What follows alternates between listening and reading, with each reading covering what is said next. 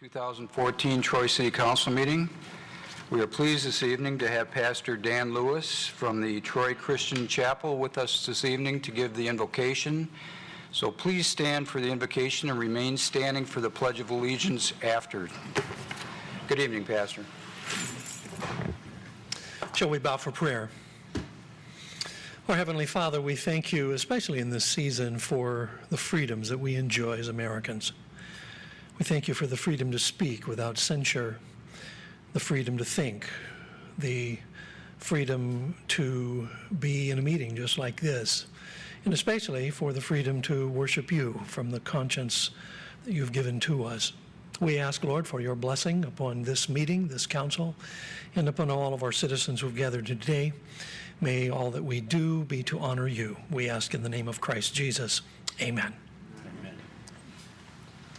I pledge allegiance to the flag of the United States of America and to the republic for which it stands, one nation, under God, indivisible, with liberty and justice for all. Yeah. Thank you, Pastor. Thank you. Troy City Council meeting is now called to order. The roll call, Ms. Bittner. Mayor Slater? Here. Councilmember Campbell? Here. Councilmember Fleming? Here. Mayor Pro Tem Henderson? Here. Councilmember Hoderick? Here. Councilmember Pennington? Here. Councilmember Teets? Here. All present.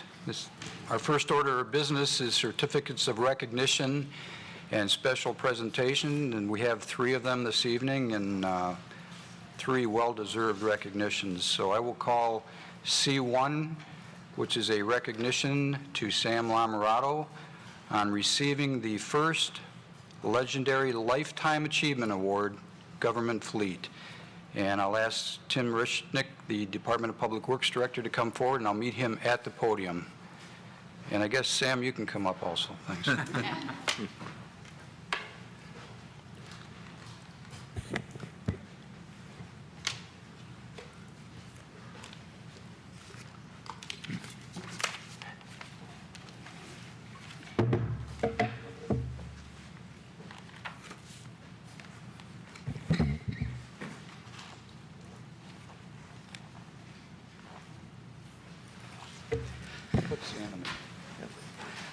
Welcome, everybody. Sam Lamarato has been working in the fleet business for 39 years, be 40 years this September. He started off with a situation where he came out of high school, spent time at the MOTEC, it's the Automotive Education Center, in 1974. Sam has been certified in Michigan as an ASE auto and medium and heavy truck mechanic for that period of time. An achievement in itself that's fabulous. As an active member of the American Public Works Association since 1982, he was the co-chair of the education for the Michigan chapter and continues to that point today. He founded the Southeast Oakland County Motor Pool Association in 1983, was president of the Southeastern Oakland County Superintendents Association in 2000, and was the Equipment Maintenance Council vice president in 2001 and 2002. Nationally, Sam was appointed to the APWA Fleet Services Committee chairperson for 2002 through 4, 2014 and 15, APWA Fleet Services Committee in 2012 and 2014. He's been appointed to the Chrysler Fleet Advisory Council 2004 through 2006. The City of Troy Fleet Division was named the top 100 best fleets in North America in 2004. The Fleet Division also received the Blue Seal of Excellence from the National Institute of Automotive Services Excellence. Top 10 fleet in North America in 2005. Sam received the Michigan APWA 2005 Professional Manager of the Year Award for Fleet Maintenance. Sam was appointed chair of the APWA Fleet Certification Governance Council in 2006 through 2008. In 2006, Sam received the civilian commendation from the Troy Police Department in for his contributions to law enforcement. So it spans not only the service industry that he worked in, but it really affected the police department here at the City of Troy, and they recognized him for that. Sam received the APWA Certified Public Fleet Professional Certification in 2007. The City of Troy Fleet Division was named second best fleet in North America in 2007. APWA Top 10 Leader Award Sam received in 2008. Fleet Division was named the top 20 of the top 100 best fleets in North America in 2008 and 2009. We're getting close. We're down to page 3.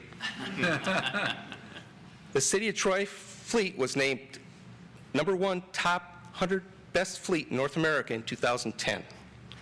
In August of 2010, he received APWA's Professional Manager of the Year Fleet Award for Public Fleet.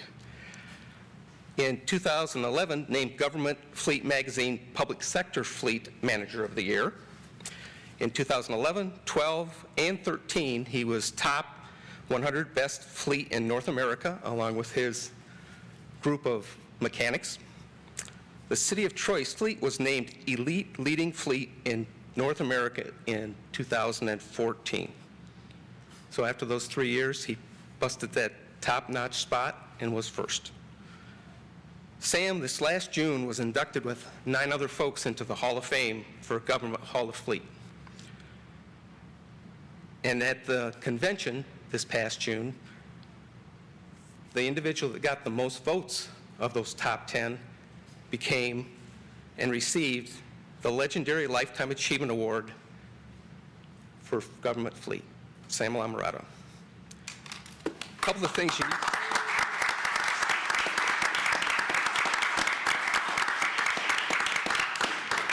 A couple of things I think that's significant about that is there's 38,000 public fleet operations across the United States. He was nominated by his peers. And how did Sam get here? Not only by all the things he's done, but because he's professional and he has the ethics to get the job done.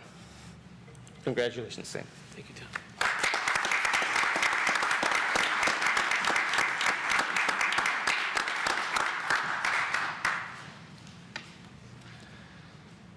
Wow, Sam, that's incredible. And it's an honor for me to be here this evening to represent the Troy City Council and present these awards to you for being such an asset to our city and representing the city of Troy in such a great fashion. Thank you for all of your years of service, and it's my honor to present the Government Fleet Legendary Lifetime Achievement Award for 2014 to Sam Lamarato. Congratulations, Sam. Thank you.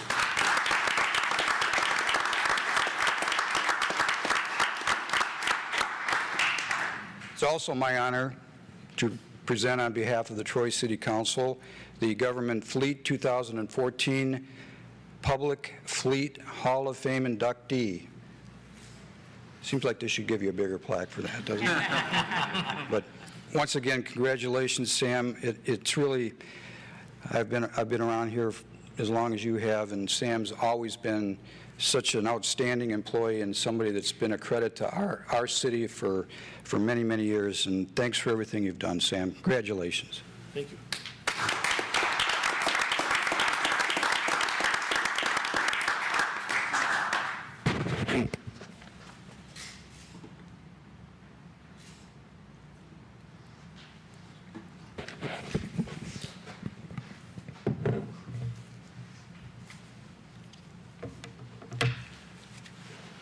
I just have a quick little speech here for you.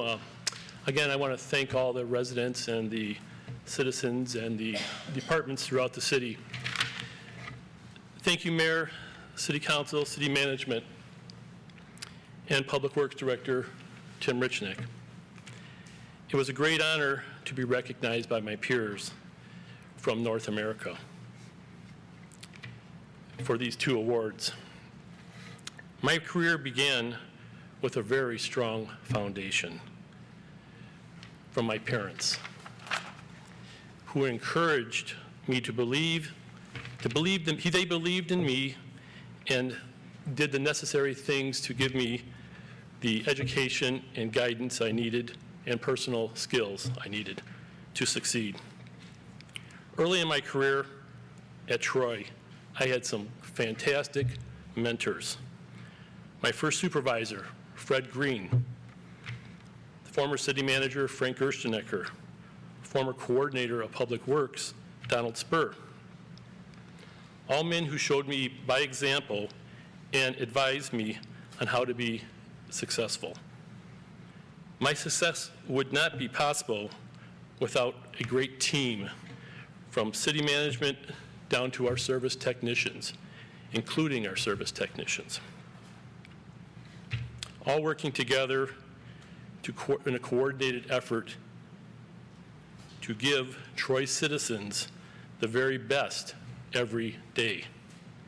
Also, I would like to thank my wife of 39 years for standing by me and supporting me throughout my career. Thank you very much.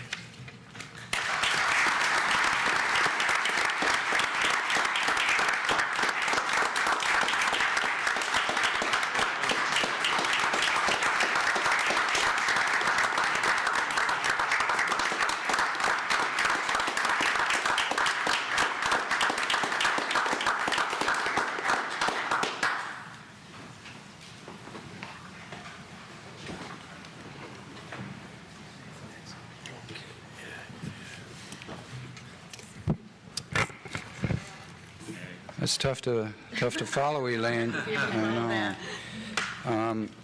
Our next order of business is C2, which is a recognition to Billy Casper Golf for Sylvan Glen and Sanctuary Lake Golf Courses being recognized for environmental excellence by Audubon International. And we will have an introduction by Elaine Bowe, the Director of Parks and Recreation. Good evening, Elaine. Good evening. I'll bring these up here, okay? Okay, yeah. Good evening, everybody. I'd like to invite Don Tiller and the staff from Sanctuary Lake and Sylvan Glen Golf Courses up to join me. Tonight, they're going to be representing awards for environmental excellence by the Audubon International and Michigan Environmental Stewardship Programs.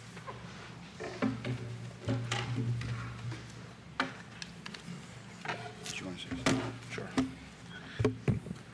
This is Don Tiller. Been such an instrumental part of taking our golf courses from a public facility to what it is today, which is much better than it was. And Don's going to introduce the gentleman behind. I think it's the first time they've worn ties all year. And going to talk about these 4 awards that are here that are such a great recognition to the city of Troy. And thank you, Don, for all you do. Thank you, Mayor. One of the nice things about my job being general manager of golf courses is I get to take credit for the work that these guys do on a daily basis. So I'd like to introduce them before we take some pictures. The superintendent of both golf courses is Jim Vandenberg. The assistants at Sylvan Glen are Danny McDonald and Cameron Abramson, and our assistant superintendent over at Sanctuary Lake is Nick Thomas. Without going into a whole lot of detail, these recognition from these plaques recognize the work that these gentlemen do in keeping up our golf courses, but being environmentally sensitive at the same time. This has to do with the chemicals we use, how we water our facilities, and how we take care of it on a daily basis. So both golf courses have been recognized by the Audubon International, and we also have received recognition from the Michigan Environmental Stewardship Program. So that's what these plaques are, and I'll give one of these to each of the guys.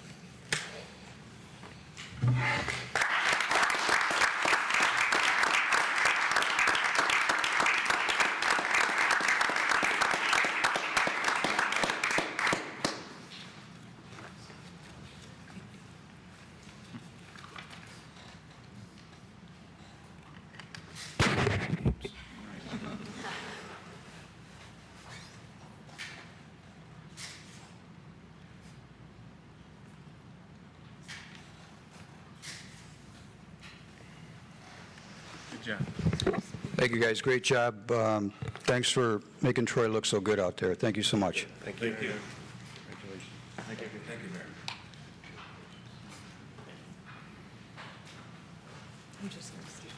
Thank you. Good job, guys. Thank you. Thank you. Thanks so much. Special thanks to Don also. He drove all the way up from Cincinnati the last meeting, and we forgot the plaques, so we asked him to come back, and thanks, Don. Thank you, Mayor.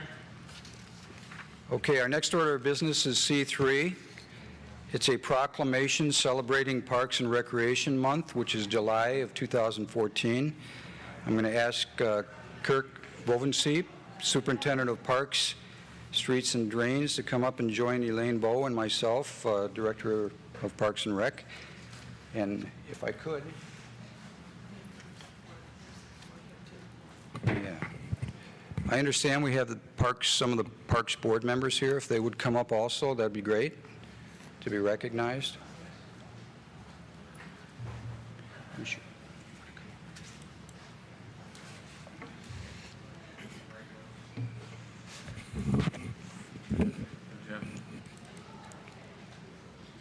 Before I read the proclamation, Elaine, maybe you would like to introduce the board members, or would that be better for Kurt?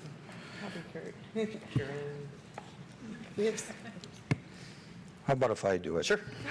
Okay. Come on up here.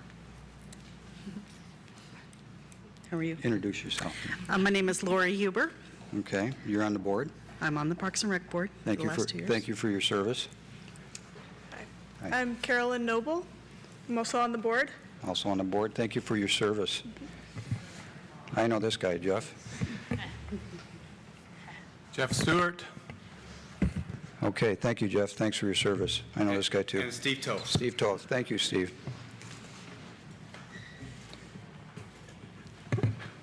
So if I could, I'd like to read the proclamation celebrating Parks and Recreation Month, which is July of 2014. Whereas the Troy Parks and Recreation Departments are vitally important to establishing and maintaining the quality of life in our community, ensuring the health of all citizens, and contributing to the economic and environmental well-being of the community and region. And whereas since 1985, America has celebrated July as the nation's official Parks and Recreation Month. Residents and visitors are encouraged to enjoy the natural resources by visiting one of Troy's many parks or participating in some of our wonderful recreation activities this summer. And whereas Parks and Recreation programs build healthy, active communities that aid in the prevention of chronic disease, provide therapeutic recreation services for those who are mentally or physically disabled, and also improve the mental and emotional health of all citizens. And whereas Parks and Recreation programs enhance a community's economic prosperity through increased property values, we appreciate that, expansion of local tax base, we appreciate that, increased tourism, the attraction and retention of businesses, and crime reduction are fundamental to the environmental well-being of our community.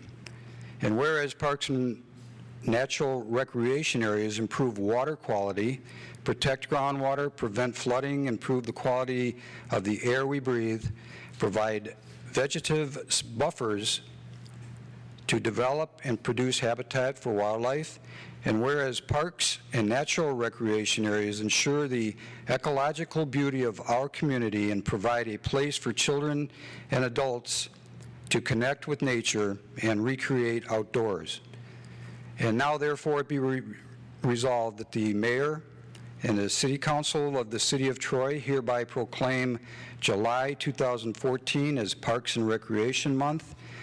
Be it further resolved that we invite all Troy residents to recognize and celebrate the benefits derived from our excellent parks and recreation resources and encourage everyone to take part in the wide variety of programs, classes, activities offered at our Troy Community Center and community parks. Presented the 7th day of July 2014. It's signed by myself, all members of City Council.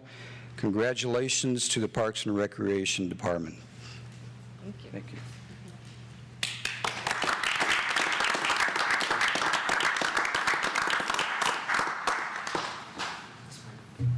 Take a picture first.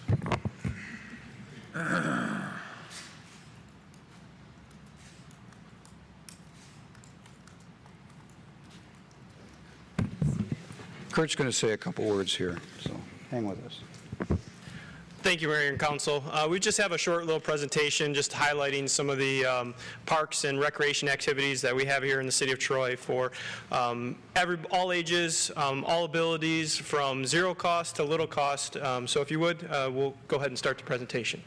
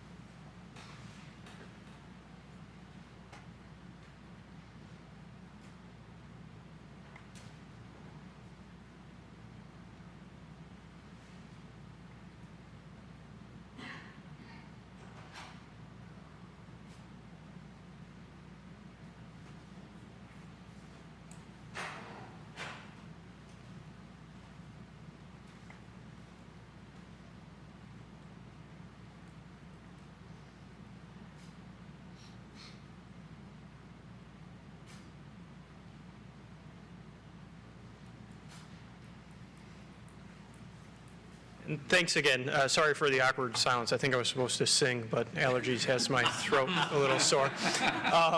Again, the out is the new in, so we welcome everyone to come to a park, look at the recreation programs, and enjoy the month of July. Thank you. Thank you.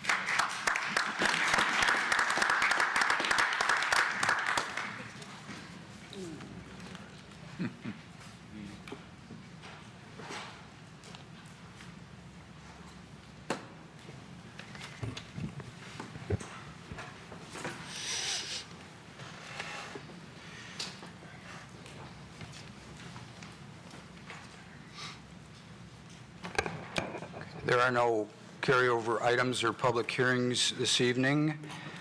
I don't see that anyone has signed up for public comment for items on the agenda from Troy residents and businesses. You do have somebody on there. Oh, it's the wrong one, I'm sorry.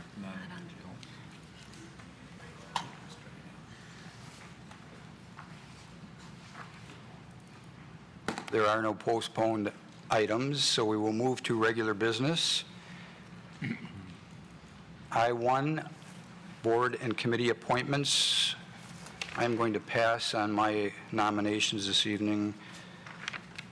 Mayor Pro Tem Henderson, did you have any this evening? Yeah, the Parks and Rec Board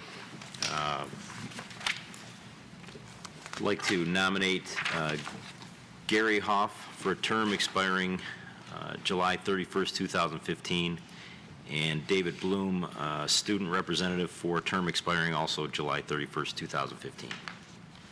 Support.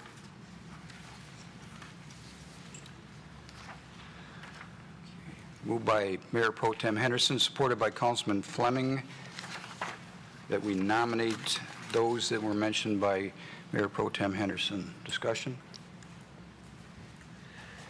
The vote, Ms. Bittner? Mayor Slater? Yes. Councilmember Campbell? Yes. Councilmember Fleming? Yes. Mayor Pro Tem Henderson? Yes. Councilmember Hoderick? Yes. Councilmember Pennington? Yes. Councilmember Teetz? Yes.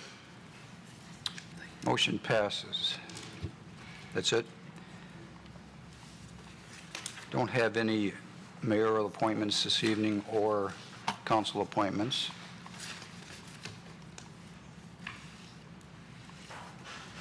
There is no closed session requested this evening, so we will move to I-4, the Interaction Troy update with an introduction by Maggie Hughes, the management assistant. Good evening, Maggie.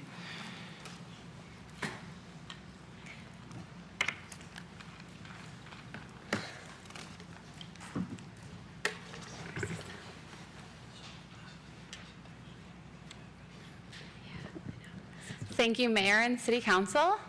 My name is Maggie Hughes, and I'm the management assistant. A couple weeks ago, we got direction from the City Council that the customer service initiative at the City of Troy needed to be implemented. So back in May, we started the program Interaction Troy. Interaction Troy was born out of 3 ideas of team, train, and test. So we've assembled our team. We think the staff here at the City of Troy is fantastic. So now we need to train them up to the standard of excellence that we already have, but make sure everyone constantly meets that standard. And then test to see how we do in our success of this new program. Our tagline of "Everyone counts" means every interaction, every individual, anytime you talk to either a customer or a coworker, that interaction matters and people are going to remember it.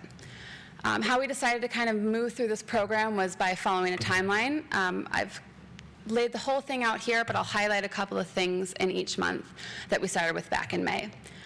The first thing that we did, we had the next assistants from our professional development program do ride-alongs with both the building and the fire inspectors. That experience of interaction with our customers and the business community is so unique and something you don't really get to experience when you work here in an office in City Hall.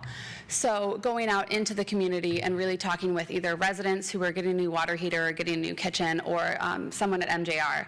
I had the experience of going to MJR and seeing a test done there. So seeing kind of both ends of how interaction happens with our building and fire inspectors was our first learning opportunity. Moving into June, we developed for each department top 3, which everyone became big overachievers, and did top 5, target habits and customer interaction. So each department got in with their teams, and we made sure they had a cross-section and everyone was involved to say, what are the habits that you are already doing that you want to continue to do and that you think are important for customer service?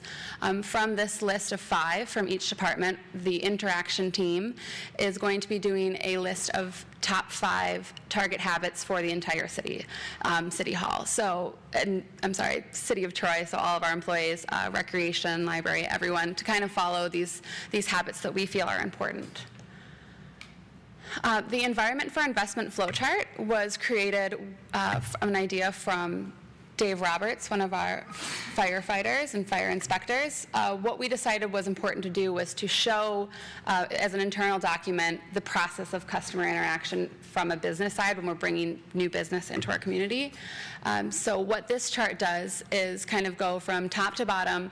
On one side, we have the customers, bare bones, not a perfect representation of the process, but who's involved is there and is correct. So on the left-hand side, we have the customers, and on the right-hand side, we have the departments. So showing that if you have a good experience and a good customer interaction at the submit application step, you've made it really easy for the 10 steps that have to follow you.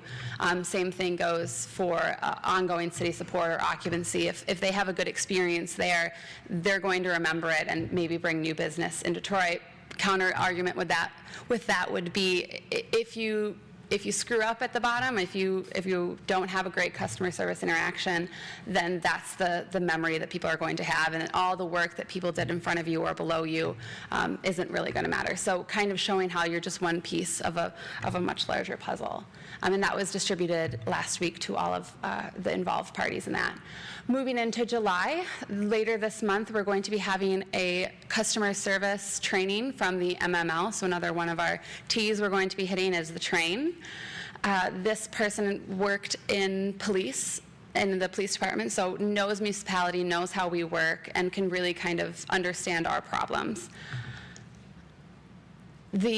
Another thing that we're doing to test how we do is a grand opening survey, which was Mayor Slater's idea. What we've developed is a 7-question survey we're going to send out to businesses after their grand openings, and just see how we did as a kind of feedback form for them to let us know what did we do well, what could we improve on. We're also, the city manager and myself are doing follow-up visits to test customer service interaction and kind of going to different communities in our business that have been here for 20 years or have been here for 2 months and just seeing, what do you think of the city? What can we do to help make your experience here in the city better?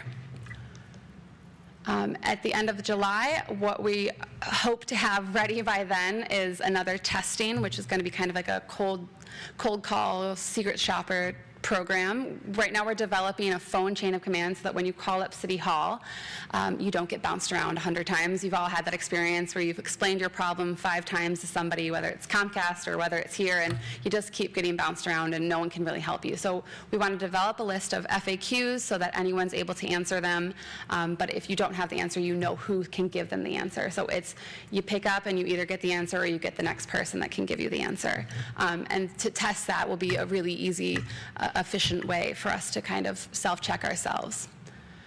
Looking ahead to August and January, we have 2 different programs that are going to be more training. We're going to look into January with Paul Featherston from Safe Built coming in and kind of doing a lunch and learn with our staff about listening and how we can hear our customer better. Additional plans looking forward. This isn't a one-time fix. It's something we understand needs to be ongoing.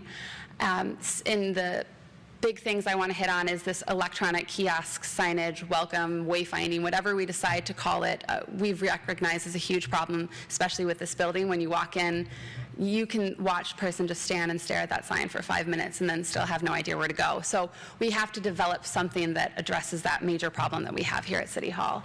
And then it's going to be ongoing training, ongoing testing, and making sure all the new additions to our team kind of hit the standard that we have set as very high customer service.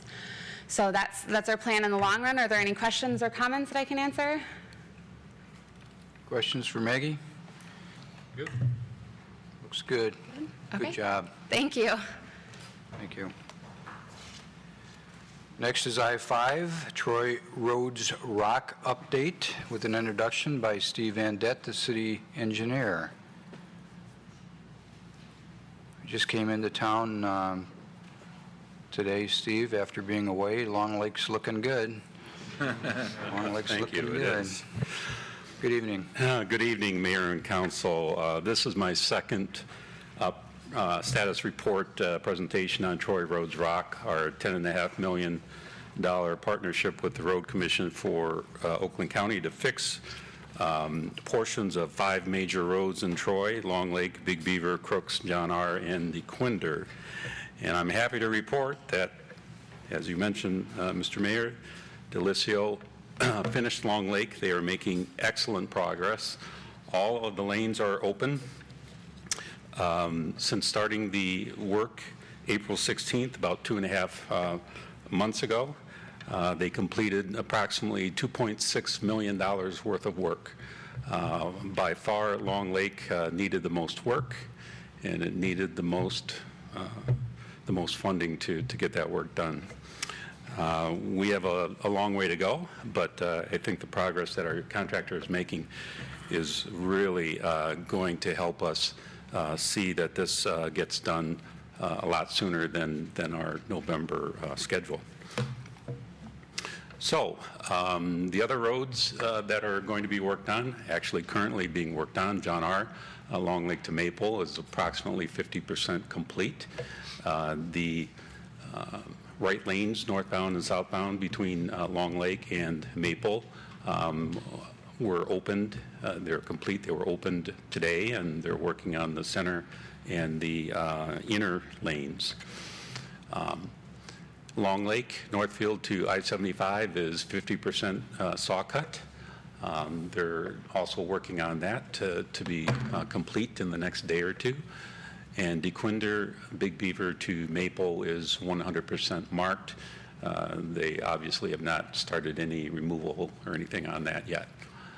Big Beaver, Rochester to DeQuinder is 50% marked. That is the last road that we have left to mark.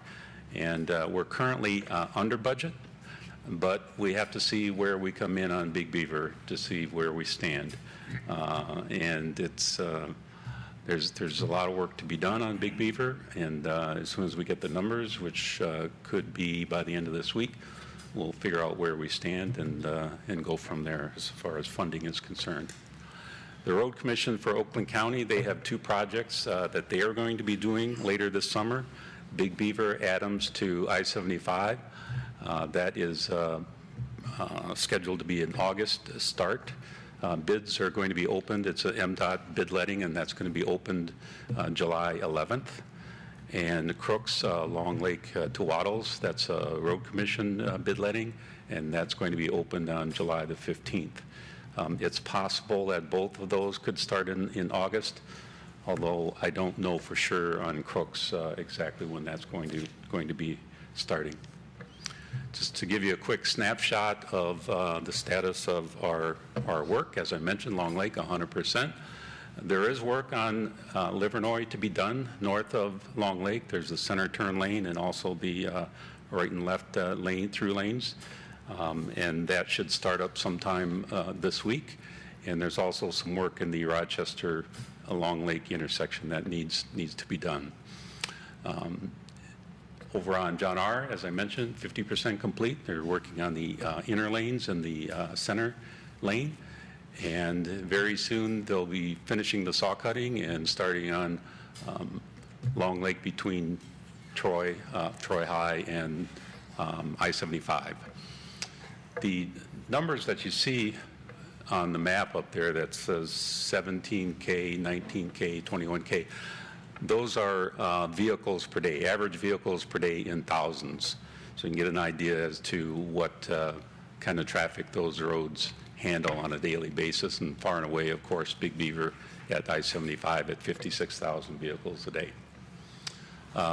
Rounding out this, this map here, August, we expect Big Beaver to start, the one in green that, sorry.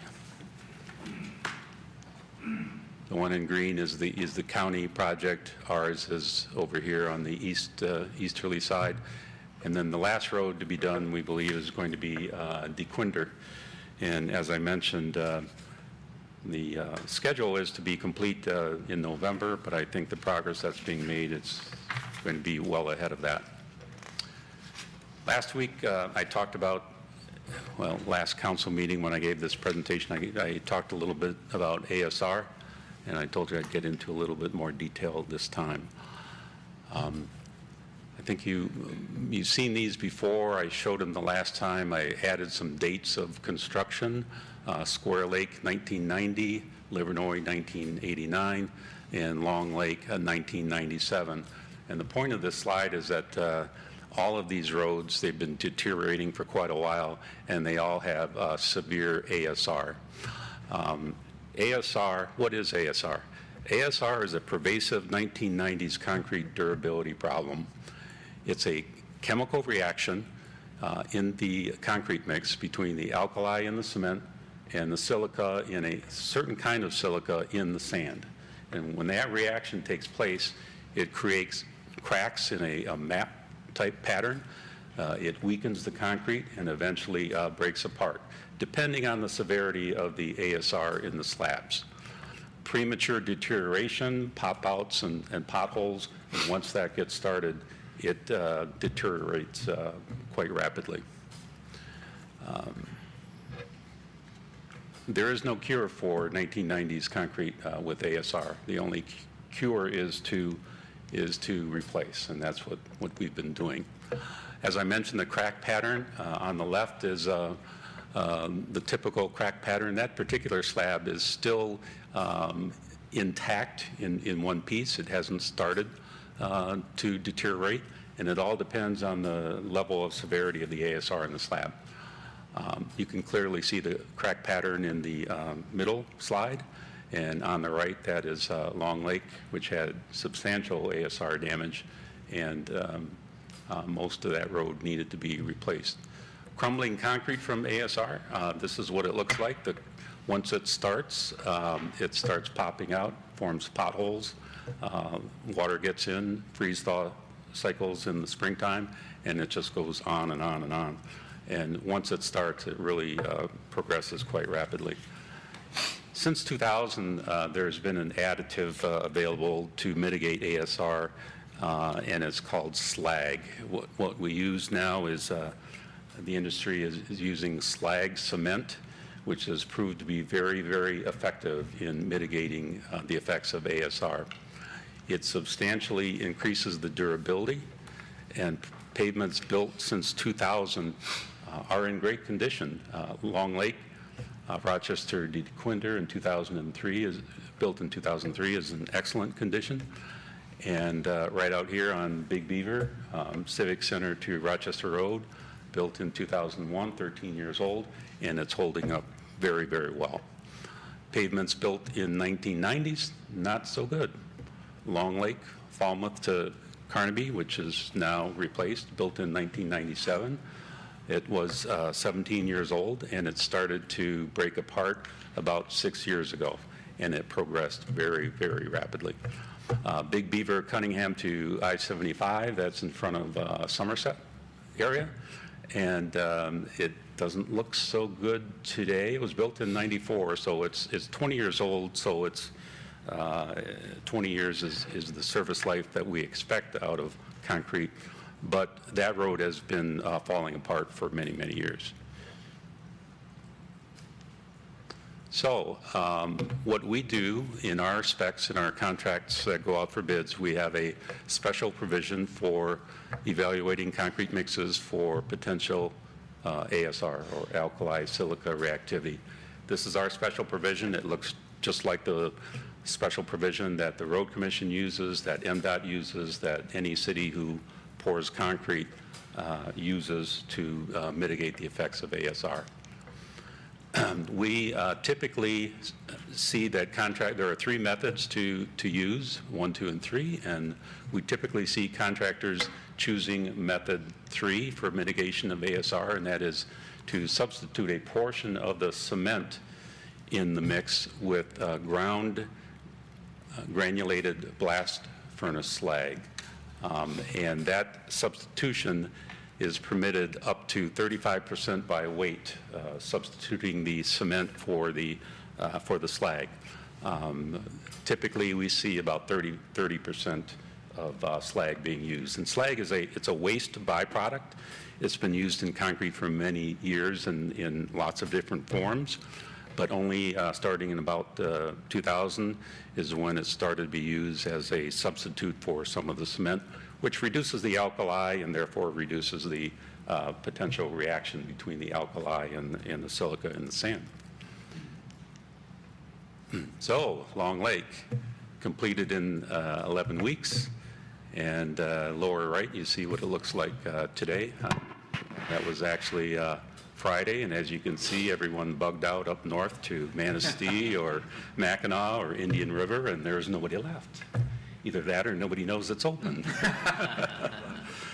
But there are some things that we need to correct. We have not done a final inspection on it, so a final inspection will be done, and anything that is that needs additional work will be noted, and it'll be put on a punch list, and we'll proceed with doing those corrections.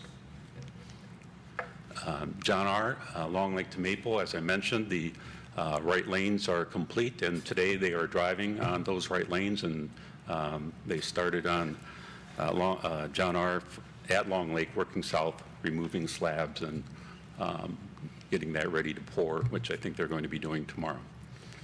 Here's a picture of John R. On the left is a gap in the paving, which we call driveway gaps, and these are at properties where there's only one driveway, and in order to maintain access, you have to only pour half at a time. And this is the last gaps. These are the gaps to be finished at the very end. And it takes about a week and a half to 2 weeks to finish up these gaps. And during that time, it looks like there's not a whole lot going on. And that's because these gaps are spread out far and wide. And the contractors are he's doing one at a time, pouring them as he goes. And then after it's poured, it needs 3 to 5 days to cure, and then they can open it to traffic. So it looks like nothing is going on, but there really is. And I just wanted to explain the driveway gaps. That's the last thing that occurs typically before the lane is ready to open. So John R. completion should be the end of July.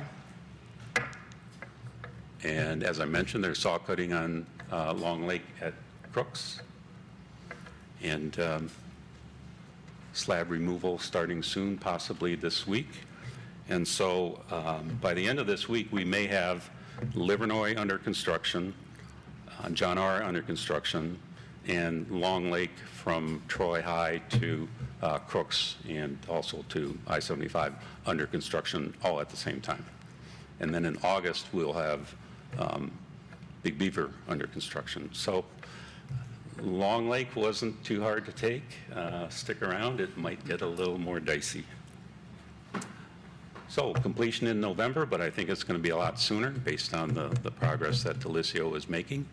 And I just wanted to mention our TroyRoadsRock.com webpage, and we've had to date approximately 2,300 hits on that page, and which has information on lane closures and status of the construction and dates for upcoming work and et cetera. Breaking news, I got some good news. Late last week, we were notified that Troy is receiving more money.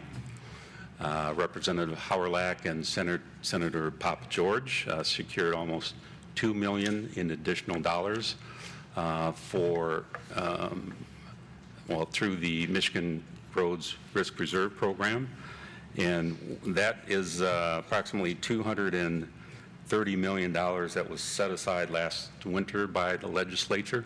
The first round was distributed earlier this summer, and this is the second round. And we were fortunate enough to get $2 million for work in Troy.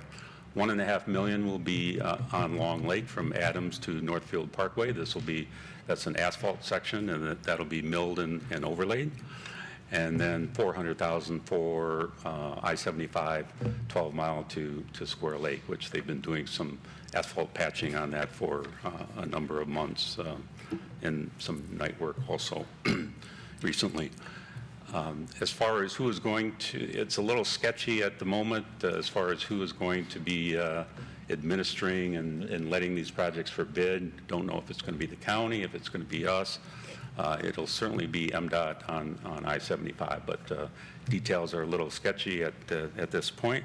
But we believe that there's going to be a concerted effort to get both of these projects done by the end of this year. That's all I have. If you have any questions, I'm happy to answer them for you tonight. Great. Questions for Steve? Good job. Yeah. Councilman Fleming? No, just excellent report. I know people are exercising patience, you know, we're going through all of this. And based on the technology you're using now, what we've learned from this ASR, we're not going to repeat that. So citizens can expect these roads to last 20-plus years. For instance, Long Lake, based on the technology we're using now and the construction techniques. I believe they can, and we are doing this program with the idea that over the next 10 years, we won't have to do any major repair work like we're doing now. And so with the funding that we have and with that in mind, we're able to take care of all of the major problems with the roads, and we won't be back on those roads, hopefully, for at least 10 years. Councilwoman Hoderick? Thank you. Great report. And, you know, I'm a fan. I applaud you guys for what you're doing. You've done just amazing things, and I hope the residents are catching up with what you've done. It's good news about the additional funding on Long Lake there as well. Timing will need to take into account Troy High, correct? It certainly will. I'm asking a question that anybody watching who's over by there might be thinking of. And it would be wonderful if with this money we could start tomorrow and while school is out, but that's just not going to be possible. And it's going to be difficult. We're going to give it our best shot to see if it can be done this summer, but most likely it won't be summer. It'll be fall, and school will be in session, and we'll need to deal with that. The fortunate thing is a mill and overlay job goes relatively quick. Right. It's done under traffic, and you know, relative short period of time, it's all done and back to normal. okay, great. Thank you. Thank you. Mayor Pro Tem Henderson. Just one point that came up in a meeting this morning, and that is when we first talked about spending this kind of money on the roads, which is completely necessary, we were all a little bit afraid that, you know, maybe we wouldn't get any further funding because, you know, if Troy's willing to pay, then let them pay. Great news that we got more money. So Yes, it is. We spent some money and we got some more. Yes, we found over the years that when you have money to match the money that's available, it just brings you more. Great work, thanks. Thank you. Thanks, Steve. Great report. Next is the consent agenda. Does anyone in council wish to pull a consent item?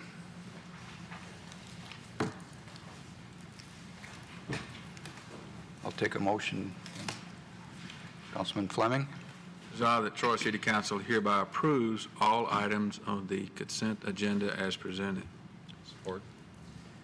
We moved by Councilman Fleming, supported by Councilman Campbell, that we approve all items on the consent agenda as presented. Discussion? The vote, Ms. Bittner? Councilmember Campbell? Yes. Councilmember Fleming? Yes. Mayor Pro Tem Henderson? Yes. Councilmember Hoderick? Yes. Councilmember Pennington? Yes. Councilmember Teets? Yes. Mayor Slater? Yes. You are here for a consent agenda item. They've all been approved this evening. Next is memorandums and future council agenda items. There are none submitted. So we will move to public comment for items not on the agenda from Troy residents and businesses. And I will call upon Debbie Callahan, Troy resident. Is that close? Please come to the podium.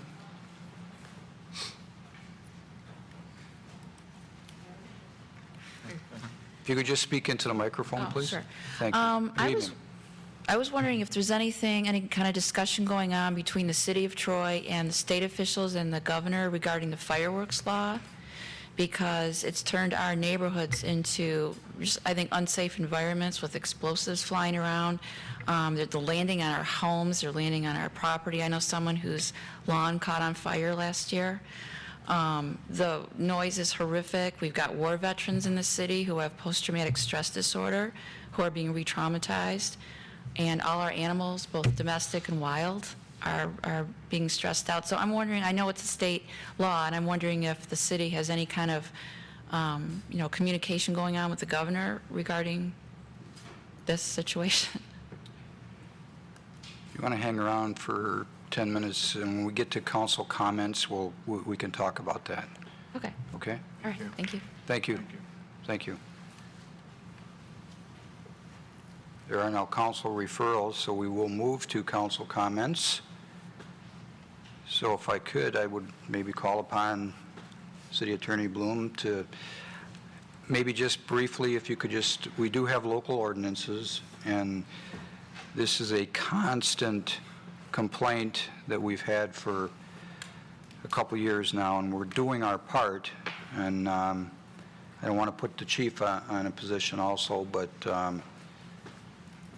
if the chief would be willing to comment on what the police department is doing in regards to complaints, that might be helpful also. Ms. Bloom?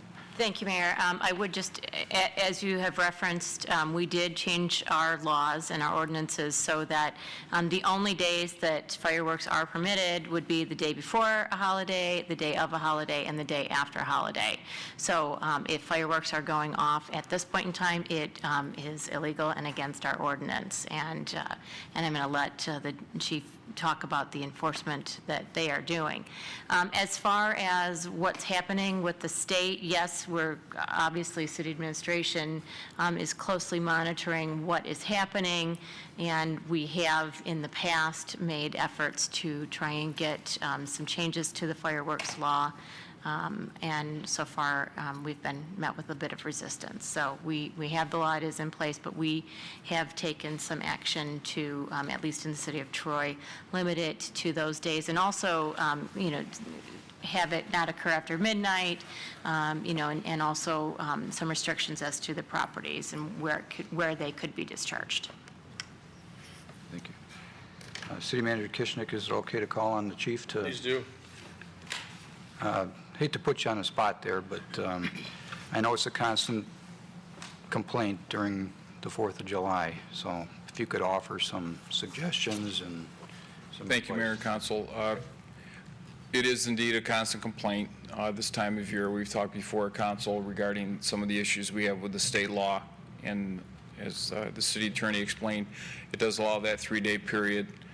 We do handle calls for service if people are being bothered by the noise. I know there was, we get emails regarding that. I looked into an email that I received earlier today from the manager's office, and we did have a call for service that the gentleman was complaining about. We did investigate, and unfortunately, a lot of times we get these calls, when we get up there, they're gone, or the fireworks have been already expended.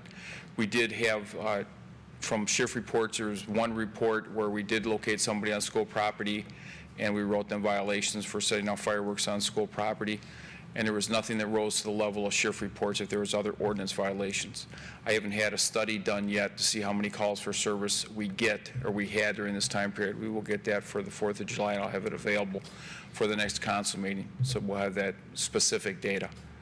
I did check with dispatch, and we get lots of phone calls on it. We didn't log as we did in the past, because it's kind of gotten to be the norm for the new norm is where we're at with fireworks being more acceptable. They are very bothersome, and we understand that. Thank you. Certainly. Maybe if Ms. Callahan, if you want to speak to the police and they can help you out with, we try to encourage people to call the police if there's a violation, but it's important to know what the law says too. So. If you could just speak to them, that would be great. Thank you. Any other council comments this evening?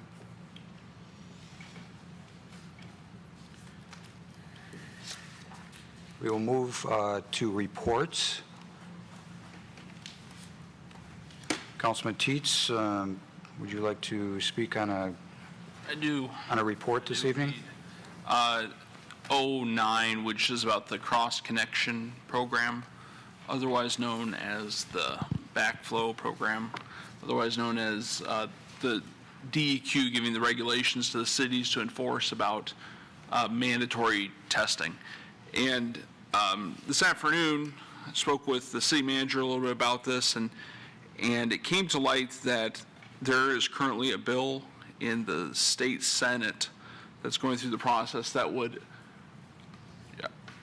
enumerate that testing could happen no more frequently than once every 10 years. Currently, the DEQ is applying a very liberal reading to the law, and suggesting even that testing should happen every year for residents in their home backflow, sprinkler irrigation backflow.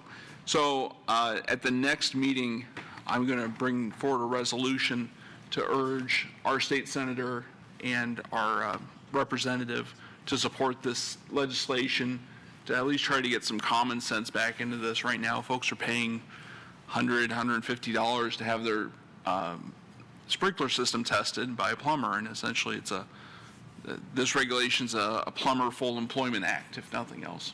And so I'll be bringing this up at the next resolution, and if you're keeping score at home, the bill is HB 5317.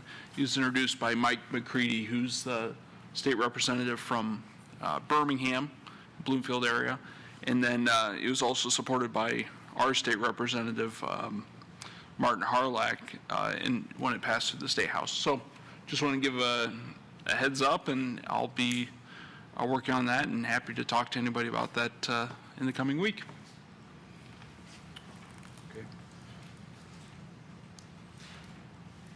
I share your frustration with unfunded mandates that come from Lansing. So I share your frustration there. Brother. Any other comments on the reports this evening?